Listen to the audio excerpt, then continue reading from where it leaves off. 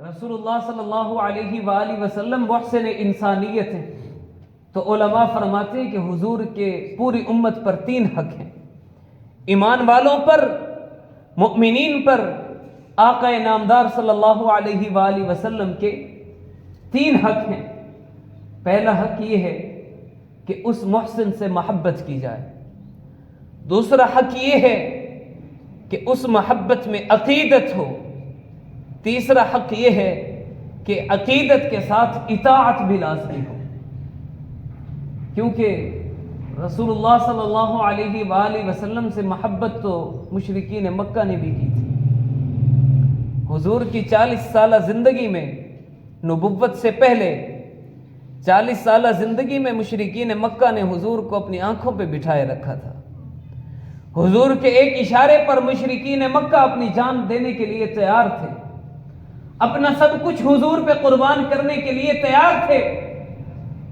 حضور کے سب سے جو بڑا دشمن تھا، حضور کا سگا چچا ابو لہب، جب حضور پیدا ہوئے، حضور کی ولادت باسعادت کی خوشخبری ابو لہب کی ایک باندھی صوبیہ نے جا کر ابو لہب کو دی۔ صوبیہ دوڑتی ہوئی ابو لہب کے پاس گئی، اس کو جا کر بتایا کہ مبارک ہو، تمہارے بھائی عبداللہ کے گھر میں بیٹا پیدا ہوا ہے۔ مورخین لکھتے ہیں ابو لہب اتنا خوش ہوا کہ اس نے موقع پر اس باندھی کو آزاد کر دیا کہ جا تو آزاد ہے، تو نے مجھے محمد کی پیدائش کی خوشخبری سنائی۔ ابو لہب نے محمد صلی اللہ علیہ وسلم کی پیدائش کی خوشی میں اپنی باندھی کو آزاد کر دیا۔ مورخین لکھتے ہیں ابو لہب نے پورے مکہ میں گھی کے چراغ جلوائے۔ یہ گھی کا چراغ جلانا یہ کسی عظیم اور بڑی خوشخبری کے موقع پر ہوتا تھا، بڑی خوشی کے موقع پر ایسا کیا جاتا تھا کہ گھی کے چراغ جلائے جاتے تھے۔ تو ابو لہب نے سارے مکہ کی گلیوں کے اندر گھی کے چراغ جلوائے رسول اللہ صلی اللہ علیہ وسلم کی پیدائش کی خوشی میں۔ اب آپ اندازہ لگائیں کہ ابو لہب کو حضور سے کتنی محبت تھی۔ بات واضح ہو رہی ہے؟ پھر ذرا سوچیں کہ جب اس نے پیدائش میں اتنی خوشی منائی تو حضور کے بچپن میں ابو لہب حضور سے کتنی محبت کرتا ہوگا، کبھی حضور کو بازار لے جاتا ہوگا، کبھی اپنے سینے سے لگاتا ہوگا۔ ایسا ہوگا یا نہیں ہوگا؟ بہت محبت کرتا تھا ابو لہب۔ محبت کی اعلیٰ مثال دیکھو، ابو لہب کے 2 بیٹے ہیں، اس نے اپنے دونوں بیٹوں کے لیے حضور پاک صلی اللہ علیہ وسلم کی 2 بیٹیوں کا انتخاب کیا۔ ابو لہب کے 2 بیٹوں کے گھر میں رسول اللہ صلی اللہ علیہ وسلم کی بیٹیاں تھیں، 2 بیٹیاں نہیں، دونوں بیٹوں کے لیے نکاح کر دیے۔ اس سے بڑی محبت اور کیا ہوگی؟ پیدائش سے لے کر 40 سال تک ابو لہب نے ایسی محبت کی، لیکن جب رسول اللہ صلی اللہ علیہ وسلم نے ارشاد فرمایا نا، فاران کی چوٹی پہ کھڑے ہو کر قولوا لا الہ الا اللہ تفلحون، لوگوں کلمہ پڑھ لو کامیاب ہو جاؤ گے، سب سے پہلے ابو لہب نے پتھر اٹھا کر نبی کے سر میں مارا تھا۔ اس بدبخت نے کہا تبا لک یا محمد لہذا جمعتنا، اے محمد آپ ہلاک ہو جاؤ، کیا اسی واسطے ہمیں جمع کیا تھا؟ پھر سب سے بڑا دشمن ابو لہب بنا تھا۔ تو حضور سے محبت تو ابو لہب کو بھی تھی، حضور سے محبت تو مشرکین مکہ کو بھی تھی۔ جب حضور صلی اللہ علیہ وآلہ وسلم نے اعلان نبوت فرمایا، اظہار نبوت فرمایا، تو سرداران مکہ جناب ابو طالب کے پاس پہنچے، جا کر کہا کہ ابو طالب محمد کو سمجھاؤ، وہ کیا کرتا ہے، کیوں ہمارے مقابلے میں آتا ہے، ہم محمد سے لڑنا نہیں چاہتے ہیں، محمد سے پوچھو، اگر اس کو حکومت کی ضرورت ہے تو ہم پورا مکہ میں محمد کو تسلط دے دیتے ہیں، محمد کو ہم حکومت دینے کے لیے تیار ہیں، اگر محمد کو شادیاں کرنے کی خواہش ہے تو ہم میں سے ہر ایک اپنی بیٹیاں دینے کے لیے تیار ہے، محمد ہم سے مطالبات کریں، ہم ہر مطالبہ پورا کرنے کے لیے تیار ہیں۔ تو اب آپ ذرا سوچیں کہ اس وقت تو رسول اللہ صلی اللہ علیہ وآلہ وسلم کے صحابہ 30-40 تھے، اور وہ بھی سارے غلام تھے، ان کے اوپر مشرکین مکہ کو پورا تسلط اور پوری قدرت تھی، یہ نہیں کہ حضور پاک صلی اللہ علیہ وسلم زوراور تھے یا حضور کے پاس طاقت زیادہ تھی وہ اس لیے ڈر کے یہ بات کہہ رہے تھے، نہیں، وہ سب حضور کی محبت میں ایسا کہہ رہے تھے کہ ہمیں اتنا عزیز ہے، ہم اس کے ساتھ لڑنا نہیں چاہتے۔ سمجھ آ رہی ہے بات؟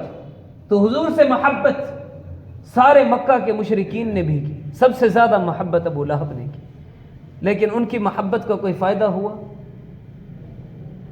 خدا کی قسم آج کل مجھے اور آپ کو حضور کی بات پہ اتنا یقین، اتنا اعتماد، اتنا بھروسہ نہیں ہے جتنا مشرکین مکہ کو حضور کی بات پہ اعتماد تھا۔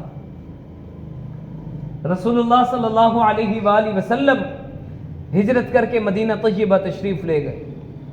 حضرت سعد انصاری رضی اللہ تعالی عنہ انصار صحابہ کے سردار ہیں۔ زمانہ جاہلیت سے ان کے امیہ بن خلف کے ساتھ اچھے تعلقات تھے، اچھے مراسم تھے، دوستانہ تعلق تھا۔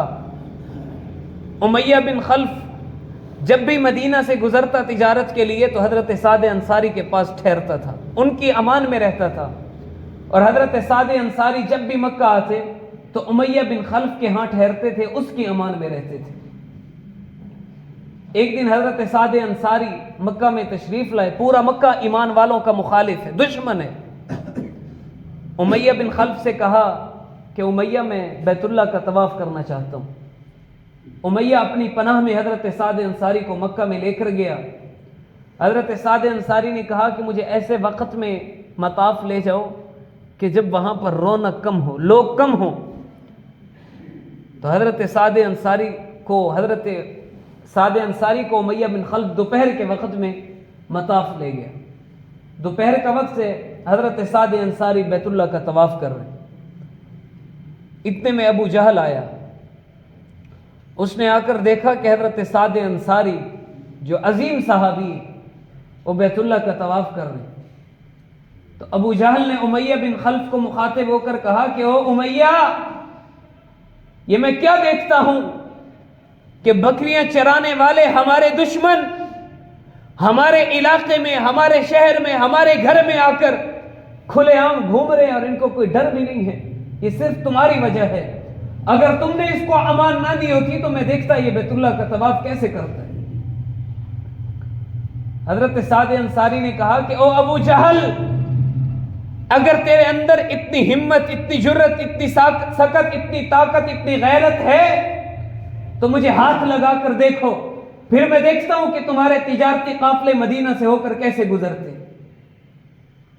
امیہ بن خلف نے کہا کہ ساتھ ذرا گزارا کرو، یہ ابو الحکم ہمارا سردار ہے، تم کس انداز میں، کس لہجے میں ہمارے سردار سے بات کر رہے ہو؟ یہ مشرکین مکہ ابو جہل کو ابو الحکم کہتے تھے، یعنی داناؤں کا باپ، بہترین فیصلہ کرنے والوں کا باپ، سمجھداروں کا باپ۔ رسول اللہ صلی اللہ علیہ وسلم نے اس بدبخت کا نام رکھا تھا کہ ابو جہل، یہ جاہلوں کا باپ ہے، یہ داناؤں کا باپ نہیں بلکہ جاہلوں کا باپ ہے۔ تو صحابہ اس کو ابو جہل کہتے تھے، مشرکین مکہ اس کو ابو الحکم کہتے تھے۔ تو امیہ بن خلف نے کہا کہ ساتھ گزارا کرو، ہمارے سردار ہیں، ذرا تمیز سے بات کرو۔ حضرت سعد انصاری نے امیہ کو جواب دیا کہ امیہ تو خاموش ہو جا، میں رسول اللہ صلی اللہ علیہ وسلم سے سن چکا ہوں کہ امیہ حضور کے صحابہ کے ہاتھوں سے مارا جائے گا۔ مورخین لکھتے ہیں جب امیہ بن خلف کے کانوں میں یہ بات پہنچی کہ محمد نے فرمایا کہ میرے صحابہ امیہ بن خلف کو قتل کر دیں گے، تو امیہ بن خلف مطاف میں ٹھہرا تھا، اس کی شلوار گیلی ہو گئی، اس کا پیشاب نکل گیا، اس کو اتنا یقین ہو گیا کہ محمد نے کہا ہے تو میں مارا جاؤں گا۔ پھر وہ پوچھتا ہے کہ اچھا سعد یہ بتاؤ محمد نے کیا کہا تھا، میں مدینہ میں مارا جاؤں گا یا مکہ میں مارا جاؤں گا، کس جگہ میری موت آئے گی؟ حضرت سعد انصاری نے کہا مجھے یہ تو نہیں پتا، بس میں نے اتنا حضور کو فرماتے ہوئے سنا ہے کہ تو ان کے صحابہ کے ہاتھوں مارا جائے گا۔ امیہ بن خلف دوڑتا ہوا اپنی بیوی کے پاس پہنچا، بیوی کو آ کر بتایا کہ سعد نے یہ بتایا ہے کہ محمد میرے بارے میں یہ کہتے ہیں۔ تو بیوی نے کہا خدا کا واسطہ آج کے بعد مکہ سے باہر نہ نکلنا، کیونکہ اس وقت مشرکین مکہ کو بہت امن والی جگہ سمجھتے تھے، محفوظ جگہ سمجھتے تھے، اور وہ یہ سمجھتے تھے کہ یہاں تک کوئی نہیں آ سکتا۔ تو امیہ بن خلف نے قسم اٹھا لی تھی کہ میں مکہ سے باہر نہیں نکلوں گا۔ پھر جب جنگ بدر کا موقع آیا، ابو جہل ہر ایک کو تیار کر رہا تھا، امیہ بن خلف سردار تھا، ابو جہل اس کے پاس پہنچا، اس کو جا کر کہا کہ جنگ کی تیاری کرو، امیہ بن خلف نے کہا کہ میں نہیں جاؤں گا۔ ابو جہل نے کہا کہ آپ سردار ہو، آپ نہیں جاؤ گے تو عوام کیسے جائے گی، عوام بھی رہ جائے گی، تم چلو۔ امیہ بن خلف بضد تھا کہ میں نہیں جاؤں گا، میں نے مکہ سے نہیں نکلنا، مجھے محمد نے کہا ہے کہ اگر میں باہر نکلا تو میں مارا جاؤں، میں نہیں نکلتا۔ بڑی منتیں سماجتیں کرنے کے بعد ابو جہل نے اس کو تیار کیا، تدبیریں کرنے کے بعد اس کو تیار کیا۔ اس کو کہا گیا کہ ہم تمہارے لیے تیز رفتار سواری کا انتظام کرتے ہیں، تم قافلے میں سب سے پیچھے پیچھے رہنا، جب بھی دیکھنا کہ جنگ چھڑ رہی ہے تم فوراً پیچھے سے بھاگ جانا، جنگ میں نہ لڑنا، تم چلے جانا۔ تو کئی شرائط کے بعد امیہ بن خلف تیار ہوا۔ جب بدر کے لیے نکلنا تھا، امیہ اپنے گھر آیا، جنگی لباس پہن رہا تھا، تو بیوی نے کہا کہ امیہ تو ساتھ کی بات بھول گیا ہے، تجھے یاد نہیں کہ محمد نے تیرے بارے میں کیا کہا تھا، تجھے اپنی زندگی عزیز نہیں ہے، تو گھر سے باہر جا رہا ہے۔ تو امیہ نے کہا کہ میں تیز رفتار سواری پہ سوار ہووں گا، قافلے میں سب سے پیچھے پیچھے رہوں گا، جب میں دیکھوں گا کہ آگے قافلے کی جھڑپ ہو رہی ہے، لڑائی ہو رہی ہے، میں پیچھے سے بھاگ جاؤں۔ یہ امیہ بن خلف جب نکلا بدر کے اندر، جہاں حضور نے فرمایا تھا کہ امیہ کی لاش یہاں پڑی ہوگی، وہیں مرا پڑا تھا۔ تو اب آپ اندازہ لگائیں کہ مشرکین مکہ کو رسول اللہ صلی اللہ علیہ وآلہ وسلم کی بات پہ کتنا یقین تھا، اتنا یقین جانے ہمیں نہیں ہے جتنا مشرکین مکہ حضور کی بات پہ اعتماد رکھتے تھے۔ تو میں نے عرض کیا رسول اللہ صلی اللہ علیہ وسلم محسن انسانیت ہے، یہ پوری امت کے لیے ایک عظیم سرمایہ ہے۔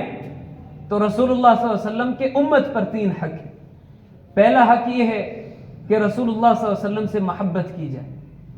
پھر میں نے عرض کیا کہ محبت تو مشرکین مکہ نے بھی کی تھی، محبت کی جائے لیکن ایسی محبت جیسے صحابہ کرام نے کی تھی، صحابہ جیسی محبت کرنی۔ اور دوسرا حق رسول اللہ صلی اللہ علیہ وآلہ وسلم سے عقیدت ہے کہ رسول اللہ صلی اللہ علیہ وآلہ وسلم سچے نبی ہیں اور آپ کا ہر فرمان حق اور سچ ہے، اس بات کا یقین ہمارے دلوں میں آ جائے۔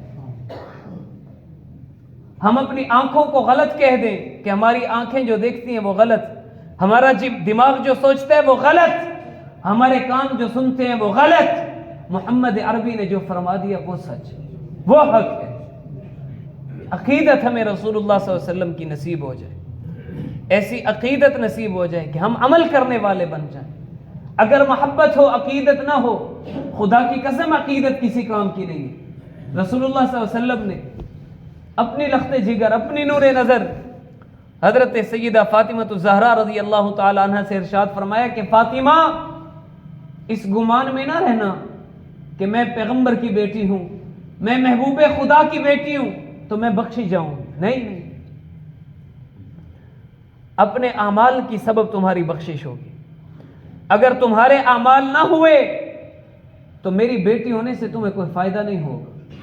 پھر اس کی مزید تفصیل میں جناب رسول اللہ صلی اللہ علیہ وسلم نے ارشاد فرمایا کہ اگر رشتہ داری کام آتی تو حضرت لوط علیہ السلام کی بیوی بچ جاتی، اگر رشتہ داری کام آتی تو حضرت نوح علیہ السلام کا بیٹا غرق ہونے سے بچ جاتا، اگر رشتہ داری کام آتی تو پھر حضرت ابراہیم کے والد بچ جاتے۔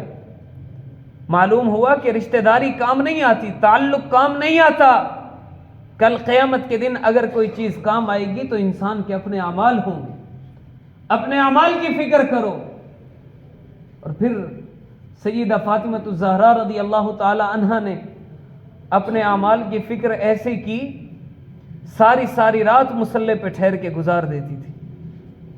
سردیوں کی رات ہوتی، عشاء کی نماز پڑھ کر مصلی پہ ٹھہرتی، قرآن پاک کا پورا ختم کر لیتی، اور جب صبح کی اذان آتی تو اللہ سے شکوہ کرتی تھی، اللہ آپ کی سردیوں کی رات بھی اتنی چھوٹی ہو گئی کہ فاطمہ کی 2 رکعت نفل پوری نہیں ہوئی۔ ایسے اللہ کو راضی کر لیا۔ رسول اللہ صلی اللہ علیہ وآلہ وسلم نے صحابہ کرام رضی اللہ تعالی عنہم اجمعین کو یہ بات سمجھائی تھی یہ بات سکھائی تھی کہ اپنے اعمال سے تم جنت میں جاؤ گے، میری نسبت تمہیں کوئی فائدہ نہیں دے گی۔ تو صحابہ کرام نے کیسے کیسے اعمال کیے۔ حضرت علی شیر خدا کرم اللہ وجہہ، تیر لگ گیا ٹانگ کے اندر، نکلتا نہیں، بہت کوشش کی، تیر پھنسا ہوا ہے۔ صحابہ نے ایک دوسرے سے مشورہ کیا کہ ایسے تیر نکالنا ناممکن ہے۔ جب حضرت علی نماز کے لیے نیت باندھیں گے، نماز کے دوران ہم تیر نکال لیں گے، ان کو پتہ نہیں چلے گا۔ اندازہ لگاؤ، حضرت علی رضی اللہ تعالی عنہ نے نماز کی نیت کی، صحابہ نے جا کر وہ تیر کھینچ لیا پوری طاقت کے ساتھ۔ حضرت علی شیر خدا کرم اللہ وجہہ جب سلام پھیرا، دیکھا کہ ارد گرد صحابہ جمع ہیں، پوچھا کہ میرا تیر نکالنے آئے ہو؟ توجہ نہیں ہے آپ کی، غور نہیں فرمایا۔ سلام پھیرنے کے بعد پوچھا میرا تیر نکالنے آئے ہو؟ اس سے معلوم ہوتا ہے کہ حضرت علی کو پتہ نہیں چلا تھا، تیر نکلنے کا پتہ نہیں چلا تھا۔ صحابہ سے پوچھتے ہیں تیر نکالنے آئے ہو؟ صحابہ جواب دیتے ہیں کہ نہیں امیر المومنین، تیر ہم نکال چکے۔ صحابہ نے ایسی عبادات فرمائی، نماز میں تیر لگا، نکال لیا، محسوس نہیں ہوا، معلوم نہیں ہوا، درد نہیں ہوا۔ ایسی عبادات صحابہ کرام رضی اللہ تعالی عنہم اجمعین نے کر کے دکھائیں۔ تیسرا رسول اللہ صلی اللہ علیہ وسلم کا جو حق ہے وہ رسول اللہ صلی اللہ علیہ وآلہ وسلم کی اطاعت ہے، کہ حضور کی محبت بھی ہو، حضور سے عقیدت بھی ہو، اور حضور کی اطاعت بھی ہو۔ اگر محبت بھی ہو، عقیدت بھی ہو، اطاعت نہ ہو تو خدا کی قسم کوئی فائدہ نہیں۔ رسول اللہ صلی اللہ علیہ وآلہ وسلم مسجد نبوی میں تشریف لائے، ممبر پر چڑھے، ممبر پر بیٹھتے ہی ارشاد فرمایا یا ایھا الناس اجلسوا، بیٹھ جاؤ۔ مورخین لکھتے ہیں جہاں جہاں جو صحابی کھڑا تھا، جہاں جہاں اس کے کان میں بات گئی، آواز پہنچی، وہ وہیں بیٹھ گیا۔ اس نے یہ نہیں دیکھا کہ میں پہلی صف میں چلا جاؤں، میں دوسرے میں بیٹھ جاؤں، میں دائیں بیٹھ جاؤں، میں بائیں بیٹھ جاؤں، میں جوتوں کی جگہ میں ٹھہرا ہوں، مسجد کے اندر چلا جاؤں، نہیں، جہاں حضور کی بات کان میں پہنچی وہیں بیٹھ گئے، آگے قدم اٹھانا گوارا نہیں کیا۔ حضرت عبداللہ بن مسعود رضی اللہ تعالی عنہ وہ فرماتے ہیں کہ جب حضور نے فرمایا نا یا ایھا الناس اجلسوا، بیٹھ جاؤ، اس وقت میں مسجد نبوی سے باہر تھا، مسجد نبوی جا رہا تھا، راستے میں تھا، دور تھا ابھی، میرے کانوں میں جناب کی آواز پہنچی کہ بیٹھ جاؤ، میں وہیں بیٹھ گیا۔ رسول اللہ صلی اللہ علیہ وآلہ وسلم نے مجھے گلی میں بیٹھا دیکھا تو آواز دے کر بلایا کہ عبداللہ بن مسعود ادھر آؤ۔ میں اندر حضور پاک صلی اللہ علیہ وسلم کے پاس چلا گیا، حضور نے مجھے اپنے قریب بٹھایا، میں نے حضور کا بات سنا۔ کسی شاگرد نے پوچھا کہ حضرت آپ مسجد تک چل کے کیوں نہیں گئے؟ حضور نے جب فرمایا اجلسوا، بیٹھ جاؤ، وہ تو ان سے خطاب تھا جو مسجد کے اندر ہیں، آپ مسجد سے باہر کیوں بیٹھے؟ مسجد کے اندر آ کر بیٹھ جاتے۔ تو ابن مسعود جواب دیتے ہیں کہ خدا کی قسم مجھے اپنے ساس کا یقین نہیں ہے، جب حضور نے فرمایا بیٹھ جاؤ اور میں ایک قدم آگے بڑھا لیتا اور وہی میری موت واقع ہو جاتی اور اللہ مجھ سے پوچھ لیتے کہ جب تمہارے کانوں میں میرے پیغمبر کی آواز آئی تھی کہ بیٹھ جاؤ، تم نے قدم کیوں اٹھایا تھا، تو میں کیا جواب دیتا؟ صحابہ کرام رضی اللہ تعالی عنہم اجمعین کے سامنے رسول اللہ صلی اللہ علیہ وآلہ وسلم کے ایک ایک فرمان کی ایسی عزت تھی، ایسا احترام تھا کہ رسول اللہ صلی اللہ علیہ وسلم نے جو فرما دیا بس اس کے بعد کوئی اور بات سوچنے کی بھی گنجائش نہیں ہے۔ صحابہ اس کے بعد کچھ سوچنا بھی گوارا نہیں کرتے تھے۔ حضرت عمر بن خطاب رضی اللہ تعالی عنہ حضور کی خدمت میں آئے، ریشمی جبہ پہنا ہوا تھا، بڑا قیمتی جبہ، بڑا قیمتی لباس پہنا تھا، ریشم کا بنا ہوا۔ اس وقت تک ریشم حرام نہیں تھا۔ جب رسول اللہ صلی اللہ علیہ وسلم نے حضرت عمر کو ریشمی لباس میں دیکھا تو ارشاد فرمایا کہ عمر، اللہ تعالیٰ نے ریشم مردوں کے لیے حرام قرار دی، عورتوں کے لیے جائز۔ حضرت عمر بن خطاب دوڑتے ہوئے گھر گئے، اس جبے کو اتارا، فوراً تندور میں پھینک دیا، دوسرے کپڑے پہن کر حاضر ہوئے۔ حضور نے پوچھا عمر جبے کا کیا کیا؟ فرمایا یا رسول اللہ میں نے اس کو جلا دیا۔ حضور نے فرمایا کہ میں نے عرض کیا، میں نے کہا تھا کہ عورتیں تو پہن سکتی ہیں، کسی بچی کا لباس بنا لیتے، اپنی بیوی کا لباس بنا دیتے۔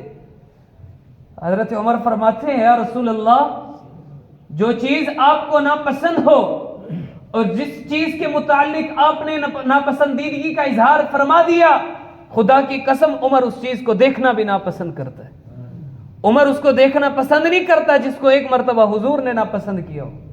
ٹھیک ہے عورتوں کے لیے جائز تھا، میری بیوی نے وہ پہنا ہوتا، مجھے یاد آتا کہ حضور نے ناپسند کیا تھا، مجھے چین نہ ملتا، مجھے سکون نہ ملتا، اس لیے میں نے اس کا نام و نشان مٹا دیا۔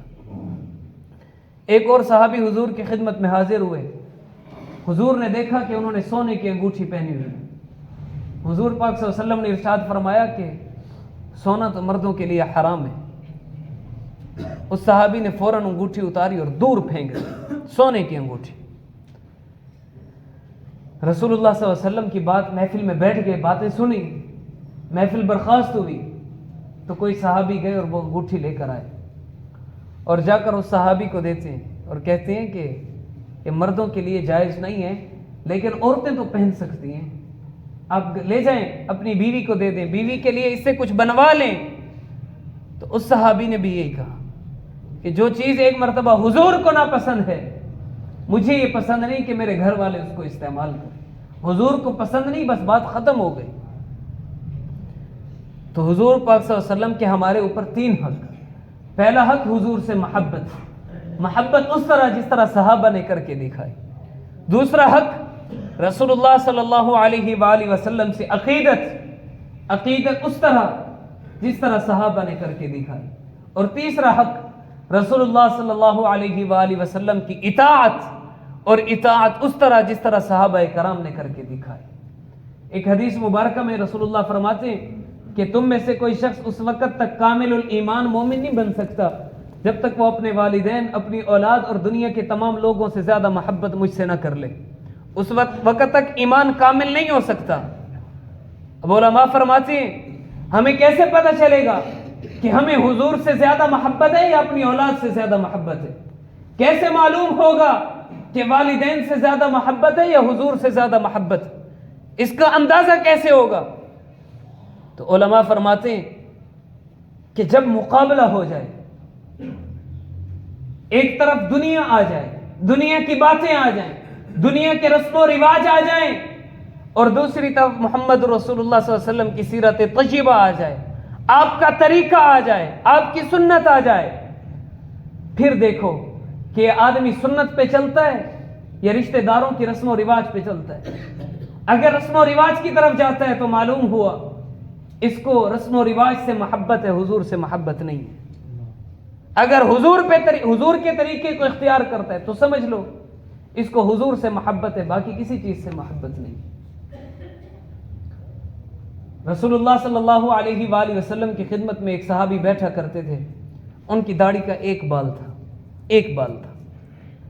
رسول اللہ صلی اللہ علیہ وآلہ وسلم بار بار ان کی طرف دیکھتے اور مسکراتے، پھر چہرہ دوسری طرف کرتے، پھر واپس چہرہ اسی صحابی کی طرف کرتے، ان کو دیکھتے اور مسکراتے، بار بار رسول اللہ سے فرماتے۔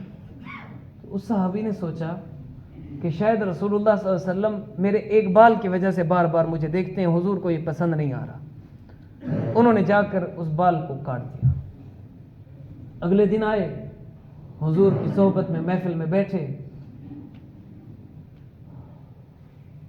آپ میں سے بہت سے لوگوں نے پڑھا ہوگا، کلاس میں وقت گزارا ہوگا، جب استاد سبق پڑھا رہا ہو اور وہ توجہ کسی ایک طالب علم کی طرف کرے، کسی ایک اسٹوڈنٹ کی طرف کرے، ہر بات میں کسی ایک اسٹوڈنٹ کو خاص کر کے اس کی طرف دیکھے اور اشاروں میں، کنایات میں اس کو متوجہ ہو کر اس سے استاد پوچھتا ہے کہ ہاں جی سمجھ آ رہا ہے، الفاظ نہیں ہوتے لیکن استاد کا لب و لہجہ بتا رہا ہوتا ہے کہ استاد فلاں لڑکے سے مخاطب ہے۔ خدا کی قسم وہ لڑکا اپنے آپ کو کائنات کا سب سے بہترین طالب علم سمجھتا ہے اور خوش نصیب ترین آدمی سمجھتا ہے کہ استاد بار بار مجھے دیکھتے ہیں، استاد میری طرف توجہ کر رہے ہیں۔ وہ صحابی کتنے خوش ہوئے ہوں گے جن کی طرف محمد عربی کریم بار بار دیکھتے ہیں، نظر رحمت سے دیکھتے ہیں، مسکرا کر دیکھتے ہیں۔ اس صحابی کی خوشی کا کیا عالم ہو۔